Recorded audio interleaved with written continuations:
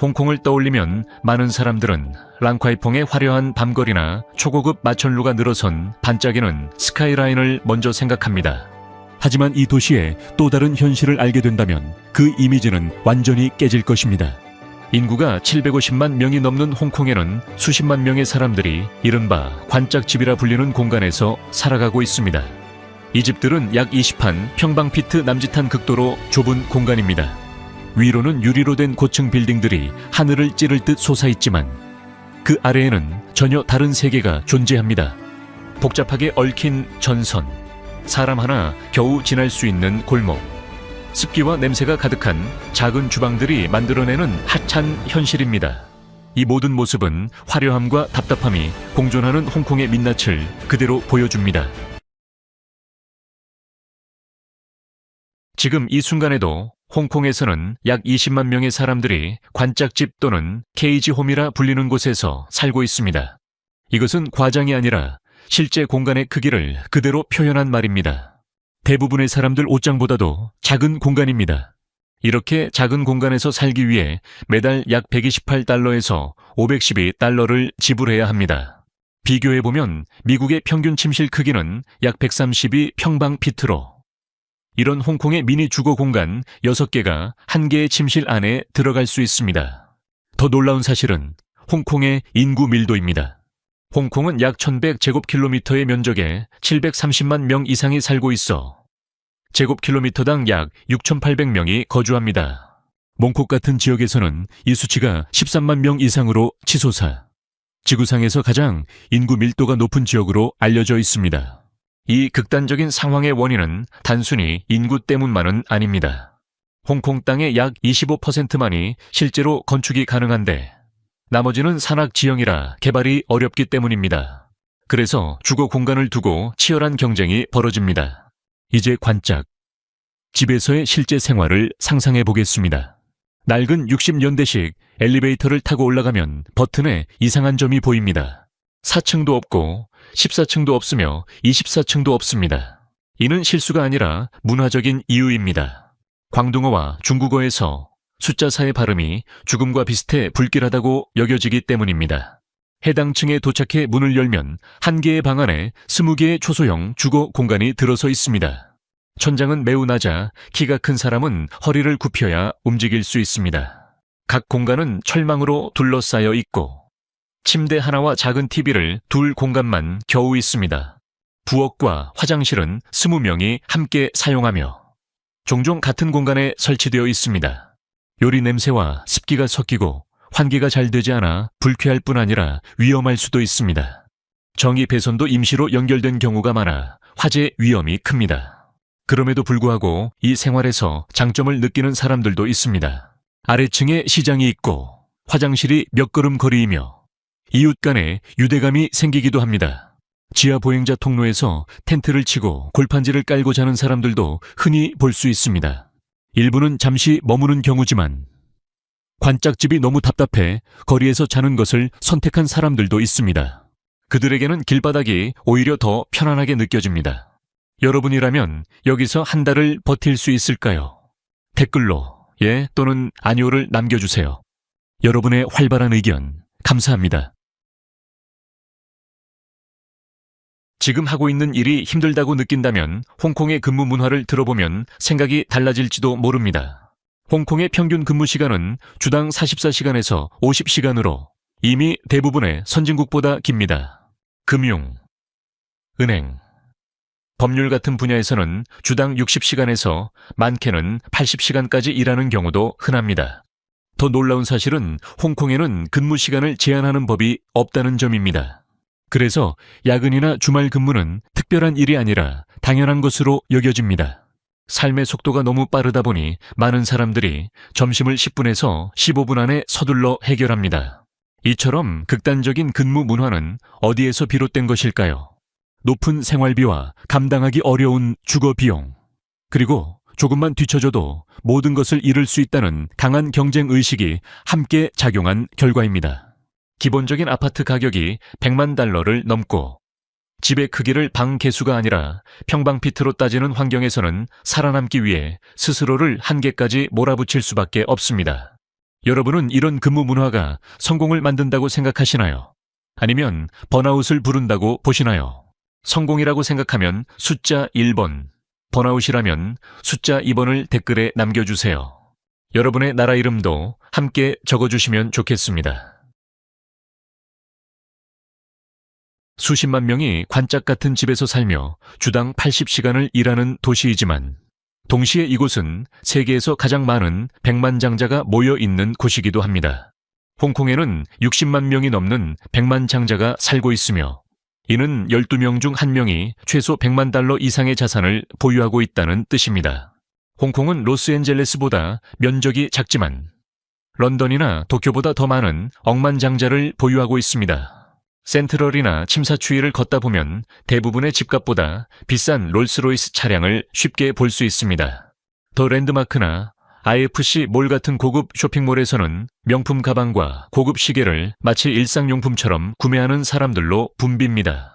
차이나 클럽 같은 사교 공간은 초고액 자산가들만을 위한 곳이며 더 피크 지역의 아파트는 수천만 달러에 거래되고 대기 기간이 수년씩 이어집니다. 그렇다면 어떻게 같은 도시에서 누군가는 철망 안에서 살고 누군가는 막대한 부를 누릴 수 있을까요? 그 해답은 홍콩의 세금 구조에 있습니다. 이 구조는 부를 만들고 지키는데 매우 유리하게 설계되어 있습니다. 미국에서는 소득세가 최대 37%에 이르고 유럽 일부 국가는 45%까지 부담하지만 홍콩의 개인 소득세 최고 세율은 15%에 불과합니다. 여기에 상속세, 부동산세, 자본이득세, 부가가치세도 없습니다. 이런 제도는 시간이 지날수록 자산이 계속 쌓이게 만드는 구조를 만들었고 이는 다른 어떤 나라에서도 보기 힘든 결과를 낳았습니다. 여기까지 함께 보고 계시다면 댓글에 숫자 3을 남겨주세요. 작은 응원으로 좋아요도 눌러주시면 큰 힘이 됩니다. 휴대폰으로 보고 계시다면 바로 아래 버튼도 눌러주세요. 항상 감사합니다. 홍콩은 한국, 대만, 싱가포르와 함께 아시아의 4마리 호랑이 경제권 중 하나로 잘 알려져 있습니다. 홍콩에 처음 도착하면 세계 최대 규모 중 하나인 첵납콕 공항에 내리게 됩니다. 하지만 홍콩을 배우는 과정은 택시를 타는 아주 사소한 순간부터 시작됩니다. 홍콩에는 3가지 종류의 택시가 있습니다. 빨간 택시는 홍콩 섬과 구룡 같은 중심 지역을 운행하며 요금이 가장 비쌉니다. 초록 택시는 신계 지역에서만 운행되고 파란 택시는 공항과 디즈니랜드가 있는 란타우 섬에서만 탈 수 있습니다. 잘못된 택시를 타면 목적지에 가지 못할 수도 있습니다. 또 하나 흥미로운 점은 홍콩이 왼쪽 통행을 한다는 사실입니다. 운전대는 오른쪽에 있으며 이는 영국 식민지 시절에 흔적이 지금까지 이어진 결과입니다. 도심으로 들어서면 홍콩이 뉴욕보다 더 많은 고층 건물을 가지고 있다는 사실을 바로 느끼게 됩니다.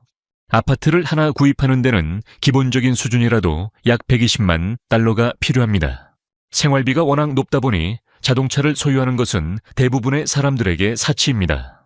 더 놀라운 것은 도심의 주차 공간 하나가 약 15만 달러에서 29만 달러에 달한다는 점입니다. 단순히 차를 세울 수 있는 권리만으로도 세계 여러 지역의 집값을 넘습니다. 홍콩의 법과 행정 시스템도 매우 독특합니다. 중국의 일부이지만 자체적인 행정체계와 법률 제도를 갖고 있으며 여권과 화폐도 따로 사용합니다. 중국 위안화 대신 홍콩 달러를 쓰고 공식 언어는 중국어 표준어가 아닌 광둥어와 영어입니다. 세금 제도는 비교적 부담이 적은 편입니다. 개인소득세는 보통 2%에서 10% 사이이며 고소득자의 최고 세율도 15%입니다. 수출 중심 기업은 0% 세율 혜택을 받기도 합니다. 하지만 벌금과 처벌은 매우 엄격합니다. 예를 들어 옥상에서 쓰레기를 버릴 경우 약 380달러의 벌금과 최대 6개월의 징역형을 받을 수 있습니다. 여러분이 살고 있는 곳과 비교했을 때 홍콩은 더 효율적으로 느껴지나요? 아니면 더 숨가쁘게 느껴지나요? 댓글로 여러분의 생각을 남겨주세요. 우리는 모든 댓글을 읽고 있습니다.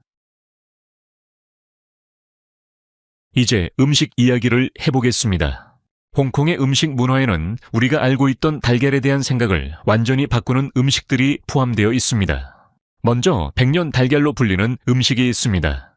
실제로 100년은 아니지만 암모니아 냄새가 매우 강해 현지인들은 농담처럼 다른 별명으로 부르기도 합니다. 이 달걀은 홍채 석회와 소금, 나무재를 섞은 용액을 만든 뒤 달걀이나 오리알, 메추리알을 담가 질주해서 길게는 5달 동안 숙성시켜 만듭니다. 이 과정을 거치면 노른지는 밝은 노란색에서 짙은 갈색이나 녹색에 가까운 젤리 형태로 변합니다. 냄새는 강하지만 질감은 매우 부드럽고 윤기가 나며 한 입 베어 물면 수분이 퍼집니다. 현지인들은 강한 맛을 중화하기 위해 생강과 함께 먹습니다. 하지만 홍콩의 음식 문화는 독특한 달걀에서 끝나지 않습니다. 홍콩은 딤섬으로도 유명한데 딤섬은 단순한 식사가 아니라 차를 마시며 대화를 나누는 얌차라는 문화입니다. 전통적인 딤섬 식사에는 10개에서 15개에 이르는 작은 요리가 나오며 그 중에는 서양인들에게 다소 낯선 닭발찜도 포함됩니다. 많은 나라에서는 닭발을 버리지만 홍콩에서는 별미로 여겨집니다. 쫀득한 식감과 소스를 잘 흡수하는 특징이 매력입니다. 현지인들에게 닭발을 먹는 일은 닭날개를 먹는 것만큼 자연스럽습니다. 또 다른 대표 음식은 완탕면입니다. 홍콩의 완탕면은 달걀을 넣어 만든 면을 사용해 씹는 맛이 좋고 은은한 향이 납니다. 국물은 맑아 보이지만 돼지 뼈와 말린 새우를 오랜 시간 끓여 깊은 맛을 냅니다. 완탕 속에는 신선한 새우가 들어가며 식감을 살리기 위해 통째로 넣거나 반만 자르기도 합니다. 홍콩 음식 문화의 특징은 이런 복잡한 맛을 정식 식사보다는 간단한 간식처럼 즐긴다는 점입니다. 새벽 2시에 완탕면을 먹거나 15분짜리 휴식 시간에 딤섬을 먹는 모습이 흔합니다. 마지막으로 홍콩식 밀크티가 있습니다. 현지인들은 이 음료를 국민 음료처럼 여깁니다. 단순히 체에 우유를 넣은 것이 아니라 차잎을 오래 우린 뒤 연유를 섞어 달콤하면서도 살짝 떫은 맛을 냅니다. 다른 나라의 밀크티보다 훨씬 진하고 부드럽습니다. 홍콩의 여성들을 처음 만나면 화려함이나 과한 패션보다는 정돈되고 세련된 인상이 먼저 눈에 들어옵니다. 연한 립 컬러와 거의 티 나지 않는 화장, 깔끔하게 정리된 머리 스타일은 세계에서 가장 경쟁적인 도시 중 하나를 살아가는 그들의 방어 수단처럼 보입니다. 흥미로운 점은 홍콩의 여성들이 주변 아시아 국가들과는 다른 환경에서 성장한다는 것입니다.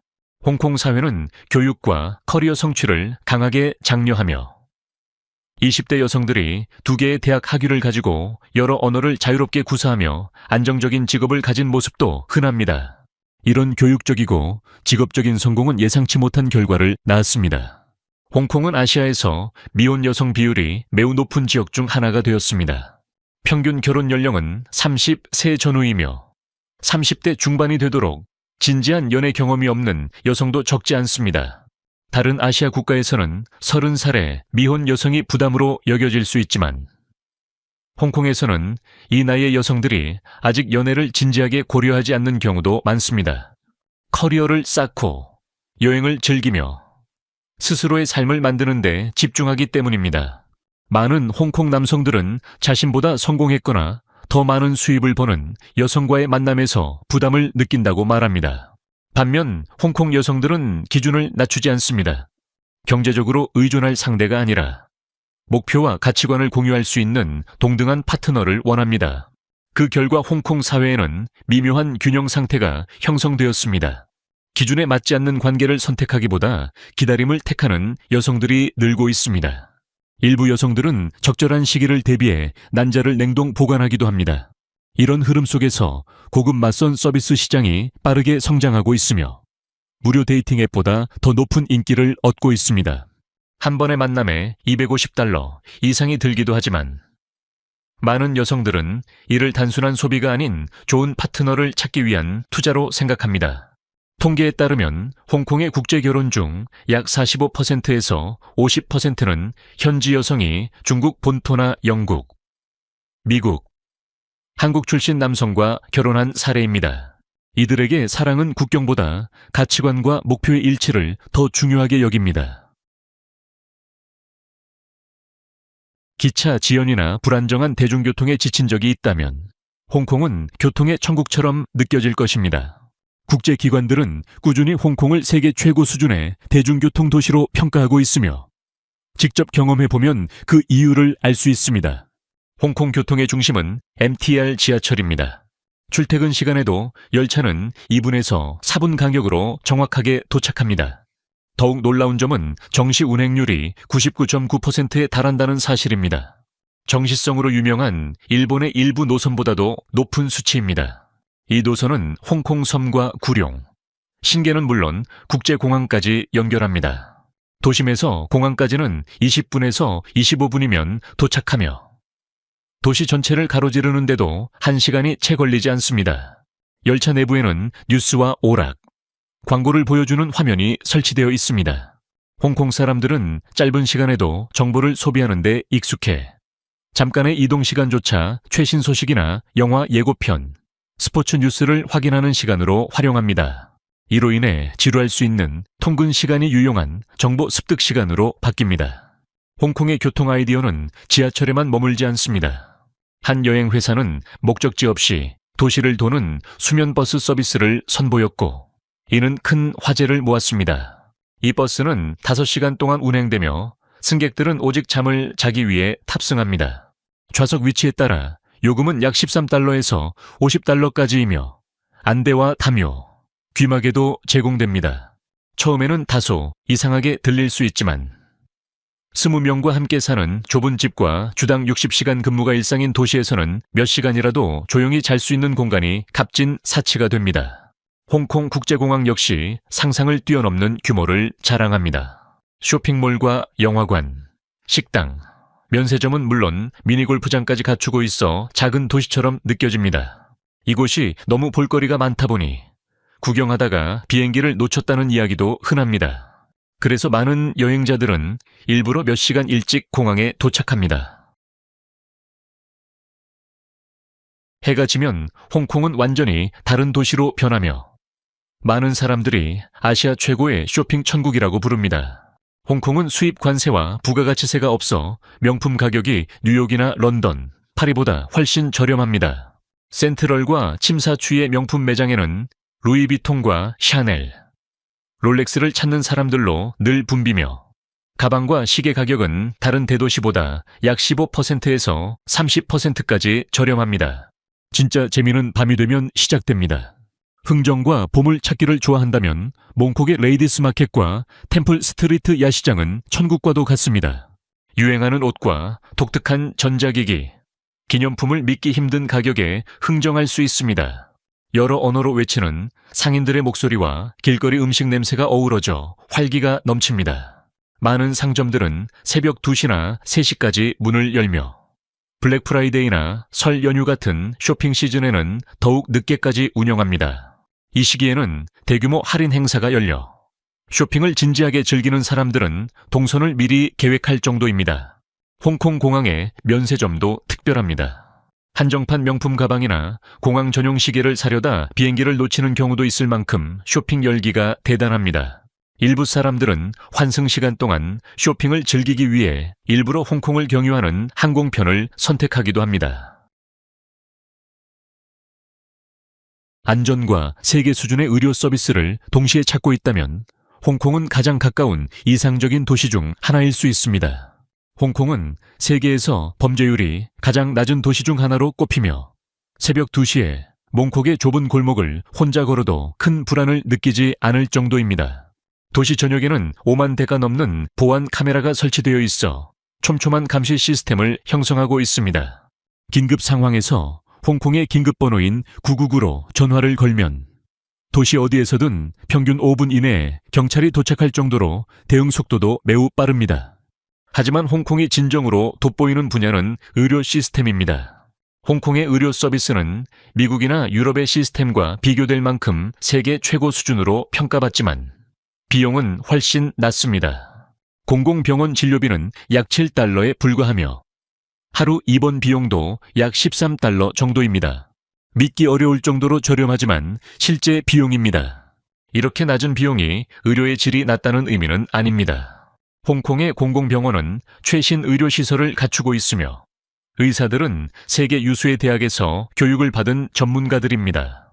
그 결과 홍콩의 평균 수명은 85세를 넘으며 세계에서 가장 높은 수준을 기록하고 있습니다. 보다 개인화된 서비스를 원하는 사람들을 위해 민간 의료도 잘 발달해 있습니다. 개인 병원 진료비는 $100에서 $300 수준이지만 민간 보험을 이용하면 미국이나 영국의 최고급 병원과 비슷한 의료 서비스를 훨씬 낮은 비용으로 받을 수 있습니다. 홍콩에는 금광이 하나도 없지만 세계에서 가장 큰 금과 보석 수출 허브 중 하나입니다. 이 사실은 많은 사람들에게 의문을 남깁니다. 그 비결은 홍콩의 지리적 위치와 세금 정책에 있습니다. 동서무역의 관문 역할을 하는 홍콩은 스위스, 남아프리카 공화국, 중국 같은 주요 금 생산국에서 금을 관세나 부가가치세 없이 수입할 수 있습니다. 이로 인해 홍콩은 전 세계 투자자와 대형 브랜드들이 모이는 금 거래의 중심지가 되었습니다. 홍콩에 도착한 금은 세계 최고 수준의 장인들에 의해 정제되고 보석으로 가공된 뒤 중국과 미국, 유럽 같은 거대한 시장으로 빠르게 수출됩니다. 이 모든 과정이 효율적이고 세금 부담이 적어 홍콩은 글로벌 금 거래의 최적지로 자리 잡았습니다. 특히 홍콩의 보석 세공 기술은 독보적입니다. 주대복이나 육복 같은 현지 브랜드는 아시아 시장을 장악하고 있으며 까르띠에나 티파니 같은 국제 명품 브랜드와도 직접 경쟁합니다. 실제로 홍콩의 보석 매장에서 $10,000가 넘는 다이아몬드 반지가 판매되며 유럽 명품 브랜드들의 기록을 넘어선 사례도 있습니다. 홍콩은 빽빽한 도시 이미지로 잘 알려져 있지만 전체 면적의 3분의 2 이상이 농촌 지역이며 약 40%는 자연보호구역과 공원으로 지정되어 있습니다. 이 점은 홍콩을 세계에서 가장 인구 밀도가 높은 도시 중 하나이면서도 아시아에서 가장 친환경적인 도시 중 하나로 만듭니다. 뉴욕이 2005년 대비 2050년까지 탄소 배출을 80% 줄이겠다는 목표를 세운 반면 홍콩은 같은 해까지 탄소 중립을 달성하겠다는 더 과감한 목표를 내세우고 있습니다. 이를 위해 홍콩은 무탄소 전력 생산 확대, 에너지 효율과 친환경 건물 도입, 대중교통과 전기차 인프라 확장, 체계적인 폐기물 관리 정책 등 다양한 친환경 전략을 추진하고 있습니다. 높은 인구, 밀도와 제한된 자연 자원을 가진 홍콩은 물 절약을 위해 매우 독특한 방식을 선택했습니다. 대부분의 도시는 모든 용도로 담수를 사용하지만 홍콩은 화장실 변기를 내리는데 바닷물을 사용합니다. 이 시스템 덕분에 홍콩은 매년 약 710억 갤런, 즉 약 2억 7천만 세제곱미터에 달하는 담수를 절약하고 있습니다. 이는 홍콩을 전 세계에서 바닷물 병이 시스템을 운영하는 가장 큰 도시로 만들었습니다. 홍콩을 떠올릴 때 해변을 생각하는 사람은 많지 않습니다. 하지만 홍콩에는 약 284마일에 이르는 해안선을 따라 50개의 아름다운 해변이 있으며 그중 일부는 열대 휴양지로 착각할 만큼 뛰어난 풍경을 자랑합니다. 홍콩 섬의 한쪽에서는 서핑을 즐길 수 있고 반대편에서는 패들보드를 타기에 완만한 바다를 만날 수 있습니다. 홍콩은 아시아에서 가장 엄격한 수질 기준을 유지하고 있으며 모든 해변의 수질을 실시간으로 관리해 안전과 청결을 보장합니다. 기온이 높은 계절에는 자정 무렵 바다에 들어가 자연 발광 플랑크톤이 만들어내는 신비로운 빛의 장관을 볼 수도 있습니다. 이제 각기 다른 매력을 지닌 5개의 해변을 소개하겠습니다. 서구 비치는 예술가들이 모이는 공간으로 알려져 있으며 프랑스계 가족과 도시의 복잡함을 벗어나고 싶은 현지인들에게 인기가 많습니다. 해변 카페와 자유로운 분위기가 어우러진 편안한 장소입니다. 빅 웨이브 베이는 이름 그대로 홍콩의 서핑 중심지입니다. 전 세계에서 온 서퍼들이 높이치는 파도를 타는 모습을 쉽게 볼 수 있습니다. 이곳에는 전문 서핑 숍과 대회, 끈끈한 서퍼 커뮤니티가 형성되어 있습니다. 클리어워터 베이는 물이 매우 맑아 이곳에서 찍은 사진이 태국이나 필리핀에서 촬영된 것으로 오해받기도 합니다.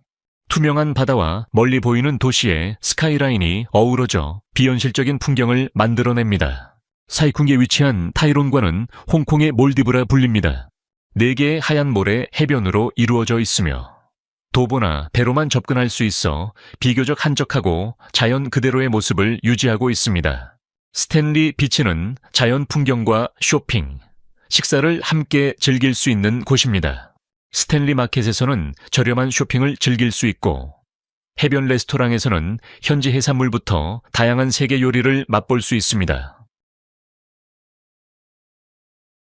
홍콩의 고층 건물 설계에는 풍수가 중요한 역할을 합니다. 많은 건물에는 산에서 바다로 용이 지나갈 수 있도록 비워둔 공간인 용문이 설계에 포함되어 있습니다. 일부 개발사는 실제로 건축 과정에서 풍수 전문가의 조언을 받기도 합니다. 하지만 중국은행 타워는 예외적인 사례입니다. 이 건물은 1985년부터 1989년 사이에 풍수 전문가의 자문 없이 지어졌습니다.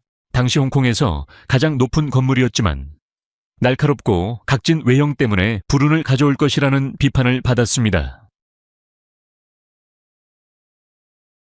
홍콩이 공식적으로 중국의 일부임에도 불구하고 많은 홍콩 주민들은 자신을 중국인으로 인식하지 않습니다. 이 인식의 뿌리는 역사에 있습니다.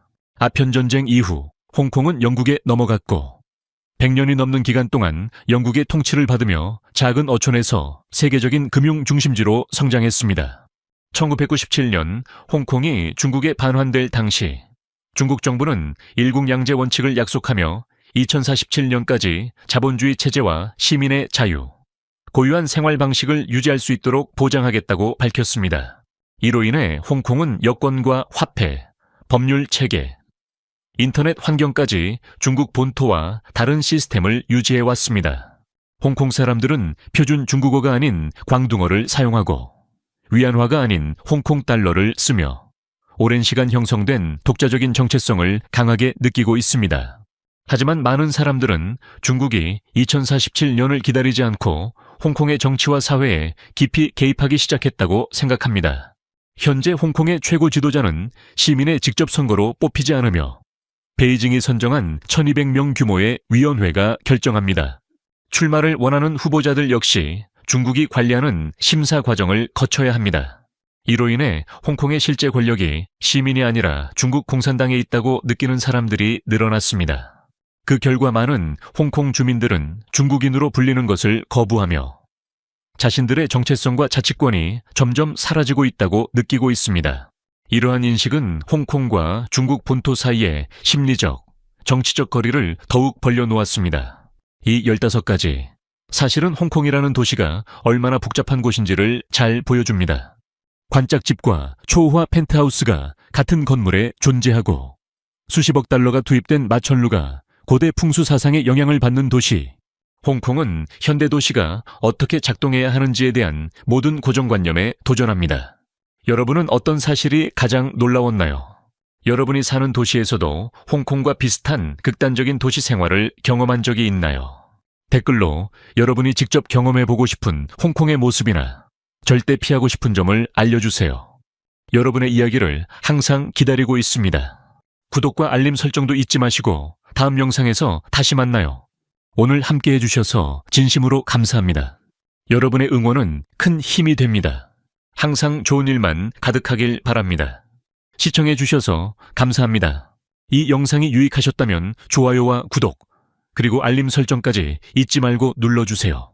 새로운 영상을 놓치지 마세요. 다음 영상에서 만나요.